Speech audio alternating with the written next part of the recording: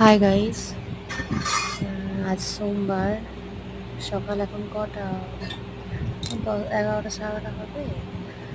তো বাড়িতেও তো অনেক কাজ থাকে মানে গতকাল তো আমি রুমটা পরিষ্কার করেছিলাম।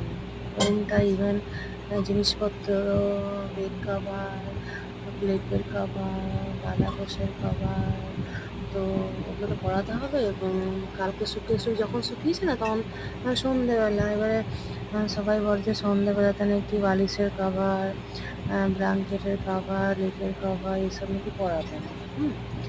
তো ওই জন্যই কালকে পড়ানো হয়নি। তো আজকে টাইমও ছিল না, একটা আজকে অতটা কাজ ছিল না তেমন। তো আমি কী করবো তাহলে, এবার চলে যাবো, আমি থাকবো না, আবার ডিউটিও তো আছে, সমস্ত ঘর থাকলে তো হবে না। তার জন্য আবার সকাল সকাল আর কি 11:30 12টার মধ্যে আর কি এই ব্ল্যাঙ্কেট না, এটা হচ্ছে বালাপোষ। আগেকার দিনে সে কাপড় নিয়ে যেত, সাইকেলে করে সব আসতো। শীতকালটাতে আসে, জানি না তো আপনাদের ওখানে আসে কি না।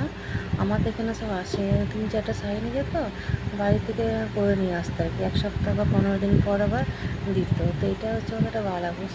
কম শীতের জন্য ঠিকই আছে, যেমন বেশি শীতে হয়তো ঠান্ডা কাটে না, কম শীতের জন্য ঠিকই আছে আর কি।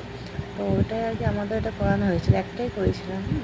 তো অনেকদিন আগে, প্রায় 7-8 বছর কি আরও বেশি আগে। তো এত সুন্দর ওরা কাজটা করেছে আর কি। এখন একটু ছেড়ে নি বা ফুটো হয়নি। তো এটাকেই বলে বালাপোষ। তো সেটাই আর কি কাভারটা করা ছিল। অনেকদিন তো এটা অভ্যাস নেই, অনেকদিন তো এইসব মানে কাচাকুচি করি অত, কিন্তু এত লেপের খাবার, বালাপোষের খাবার আমাদের কোনো অভ্যাস নেই। দেখি না ঠিক মনে আছে তো পড়াতে পারবো কি না। পড়ালাম, ঠিকই আছে, ভালোই ঠিক মতোই পড়িয়েছি। কী জানি হয়েছে কি না, আমার তো ঠিকই আছে, ঠিকই পড়িয়েছি।